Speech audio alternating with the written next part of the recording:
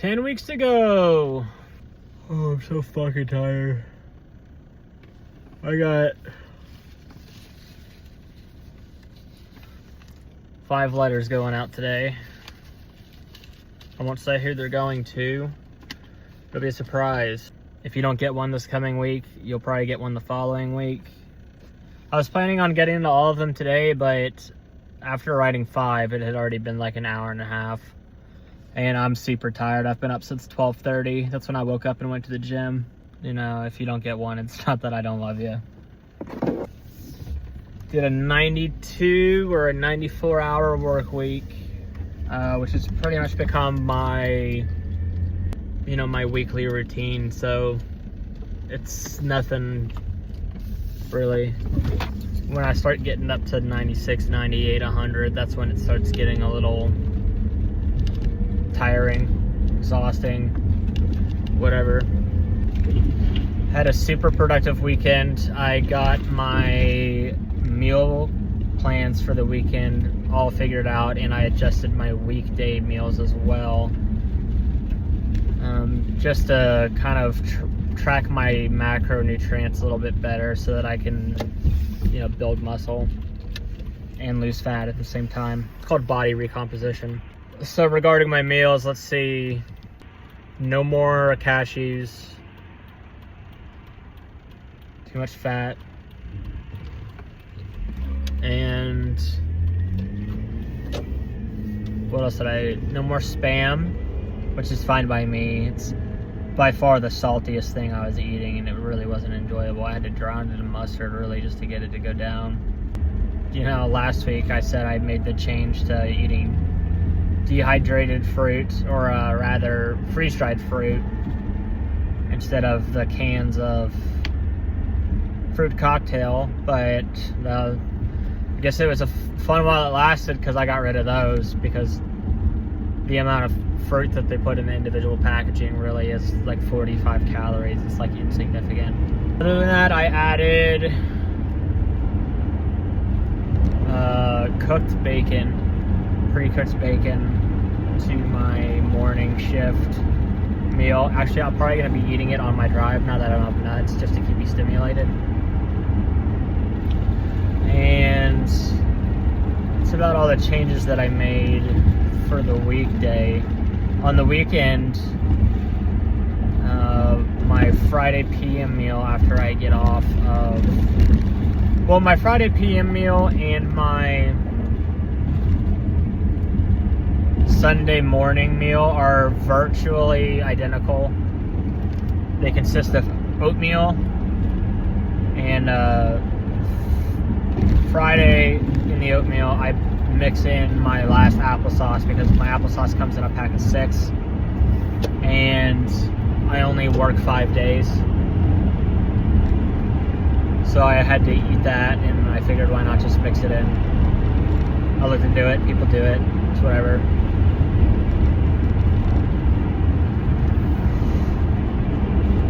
And then my oatmeal on Sunday consists of dark chocolate chips, maple syrup, and blackberries. And this weekend I kind of did a soft open on all of this. I kind of just got everything and tested it out to see how much food it would be. Because one thing you'll realize, like, once you start becoming more cognizant of like what you're putting into your body, and you start counting calories, you realize like how difficult it is to meet your calorie goals eating whole foods. Like, if you stop eating junk food, it's like damn near impossible to get enough calories in one day without feeling like absolutely full. But anyway, in order to cook that up, I got a little teapot and a pocket rocket. I think we used to call them in Boy Scouts. And I also got some instant coffee and some Earl Grey for my weekends when I'm studying or, you know, doing a bunch of research. I need the caffeine. The funny thing about caffeine is you can tell like at what point in human like cultural development or like civilization development like caffeine was, widespread. They started importing tea, the East India Trading Company in Britain. And when people started drinking coffee from trade in the South Americas, because you see like technological advancement go doo! Because for the most part, people back in the day would drink mostly alcohol, even children. And it's because access to water typically wasn't very good for you. We didn't really have any methods of like testing water or purifying it. If you didn't live next to a well, you were pretty much fucked. But alcohol, being in alcoholic drinks, kills all the bacteria just by the nature of being alcoholic. So people would just drink that all the time. So, and that obviously probably stagnated development a little bit. But then when everybody started drinking caffeine, technological advancement like really skyrocketed. Interesting thing about history. And then my Saturday meal consists of 3 sandwiches, and I'll be using whole wheat bread. It's like a special bread that's made without any like it's a whole grain bread rather.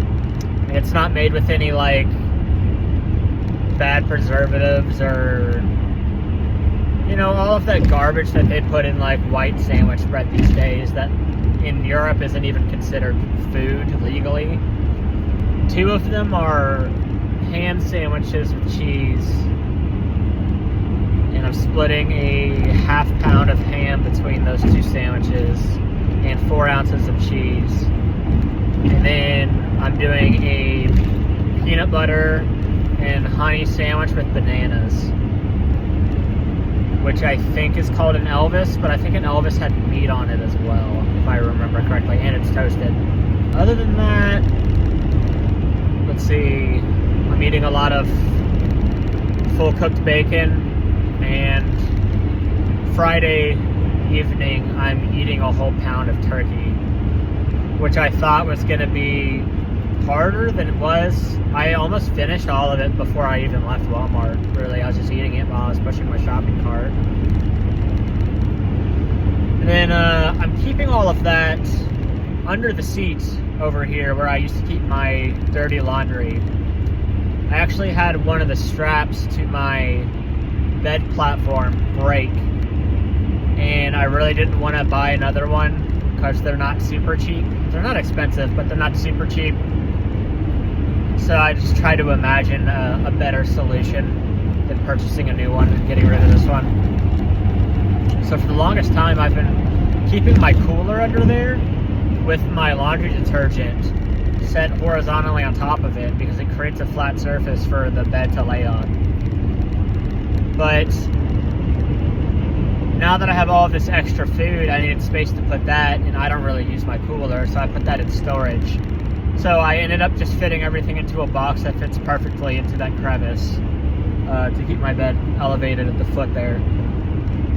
I think when I get to Romeoville, I'm going to go ahead and get my plane ticket to Fort Myers, Florida, where we're having Thanksgiving at the property that Michael T. bought part of. It might be a timeshare, or I don't know if he just went in on it with some friends or what the whole deal is. But we're doing Thanksgiving in Florida this year. So I'll be flying out Wednesday after work, getting in Wednesday night, and then spending Thursday, Friday, Saturday there in Carroll something, Florida is where it's at. It's right northwest of Fort Myers.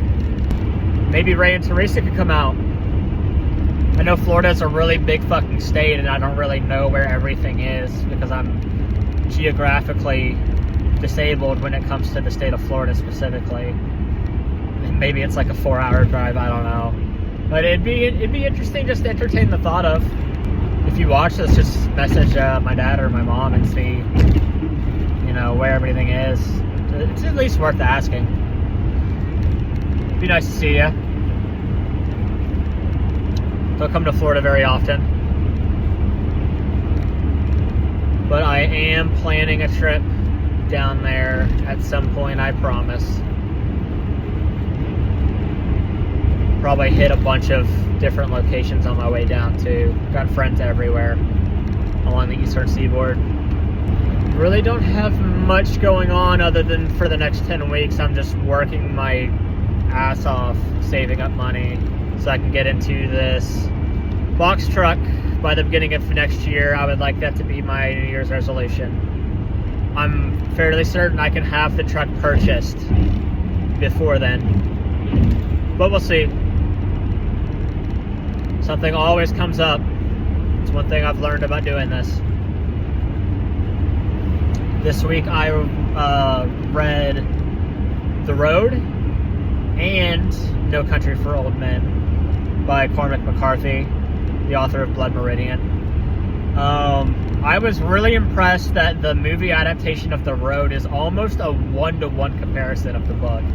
There's like one part that they leave out, or like one detail.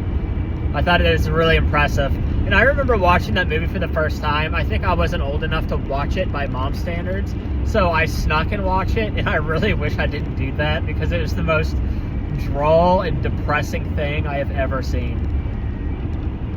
I won't spoil any of the information if you haven't seen that movie or read the book, but if you haven't done either of those things, I would recommend it.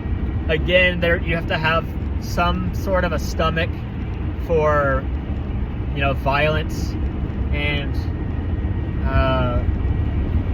it's even more disturbing. It goes past the point of violence because it's like it takes place after.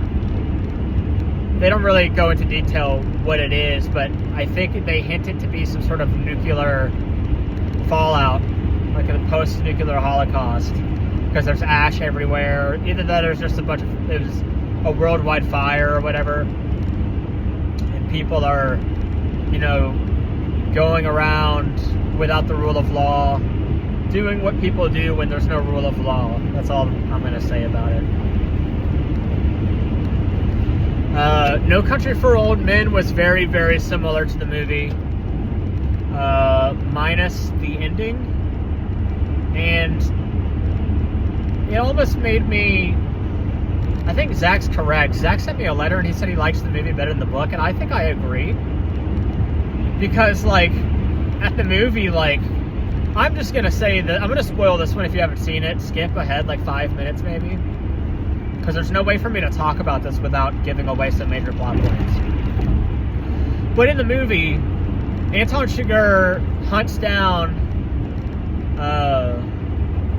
the main character's wife and kills her off camera. They leave it ambiguous, but because when he walks out the door, he's wiping the blood off his shoe. And right after that, he gets into a car wreck, a really bad one. He's bleeding inside of his eye, and he has a bone sticking out of his arm. And he gives a couple kids some money for their shirts so he can fashion a sling, and so that when the police show up, they don't give away any of his information. Almost missed my fucking exit. And then right after that in the movie, there's one short scene where it kind of does a follow-up on Tommy Lee Jones's character, and him meeting up with his uncle, who used to also be a sheriff of a different county, and him kind of talking about what's led him to quit the job or whatever. But in the book, that's 2 or 3 chapters long, and it's all of the actions already happened, and the resolution is just the slowest burn I've ever read. He just keeps on going and going, and I'm just geez, dude, can you fucking just get to it? I understand. The world's gone to hell in a handbasket. Things aren't the way that they used to be, But after I finished those two, I listened to The Heart of Darkness by Joseph Conrad 3 times. And I didn't listen to it 3 times because it was so good. I mean, it was good. I enjoyed it. Don't get me wrong. But every time I got to the end, I felt like I was missing something. There was more to be unearthed about it. There's just like an alluring mysteriousness, like that just hangs in the backdrop of your mind the entire time you're reading it. And every time I got to the end, I was like, there's something I'm missing.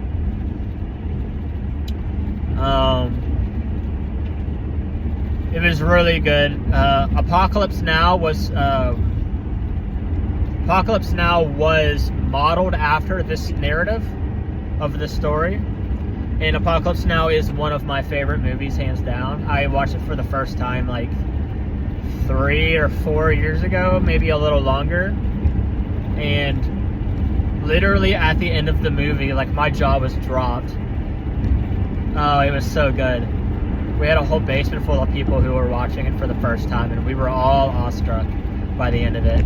So I've always wanted to read The Heart of Darkness after seeing that movie to see how they compare, and they compare very well. There was a small detail I remember when I was watching Apocalypse Now. Obviously, they're hunting down the whereabouts of Colonel Kurtz, which is Marlon Brando's character. And I remember thinking the whole time, like, Kurtz is short in German, right? And then in the book, they say that exact same thing. In fact, Marlon Brando's character in Apocalypse Now is a lot bigger than the way he's depicted in The Heart of Darkness in the book. Because the character is like, he's been in the jungle for so long that they haven't had food, and he's like struggling back and forth with different illnesses that he's not accustomed to because he's the white man.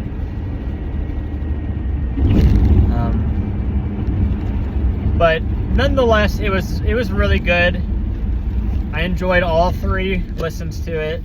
I will say there was one thing I did not like about it, and it was like, they had such a good opportunity to have some really killer dialogue, and they did jack shit with it.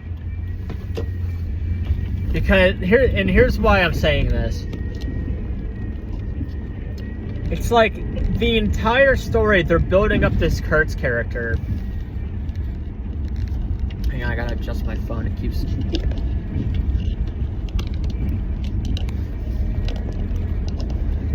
The entire time, they're introducing, like, this Kurtz character through, through the dialogue of other characters. They're making him out to be this really mysterious and alluring, like, charismatic, like, great thinker. And the entire time, the main character, like, he's like, yeah, I really want to talk to this Kurtz character. You're also in the back of your mind like, I wonder what this guy has to say, right? And then they get to meeting, and then they literally just, like, Joseph Conrad boils it all down to one line, and he's like, I'm not going to repeat any of it here because we just talked about normal things. And I'm like, what the fuck? That's just a cop-out. Man, that's teasing. Yeah, I really disliked that about it, because even in Apocalypse Now, like, when he meets Marlon Brando, there's a lot of, like, good dialogue. It's like, I had a dream that a snail was, inching along the blade of a knife. And you're just like, what the fuck does that mean? Like, they really built that character up to be a better version of who that is in the book. Marlon Brando's character in Apocalypse Now, I think. But I don't know. Let me know what you think. I'm sure a handful of you who watch these videos have read The Heart of Darkness, right? Like, from what I understand, what I gather, it's like was one of the biggest stories that came out in its day.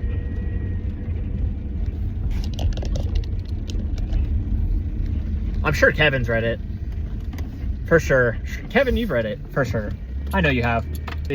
I also got a lot of work done on compiling texts and, researching information on sources for my lecture series on YouTube. And I have sent Jack 5 or 6 PDFs for him to do a test run on the AI model that we're going to be building for this purpose. because these are 5 texts that I plan on reading, actually, with my eyes. And we will need to, take the outputs of what we run through the AI model and compare it to what I can do, the work that I'm trying to get it do, but me doing it manually, so that we can see where it's falling short and we can adjust it and tweak it. Does it make sense? So I got a lot of that done. I also built out a list of people who are more or less, well researched on the topic of traditionalism, which is one of the primary topics of 20th century philosophy that I'll be covering. People like Guénon or Avila, and they're all college professors, but I got their emails and stuff, and I think I'm going to shoot them a message at some point, maybe try to set up an interview just so I can scratch their brain about it. But who knows? That's probably more distant in the future. But that's about all the updates I have for the week. I'm going to be purchasing my plane ticket right now, as soon as I get off of here.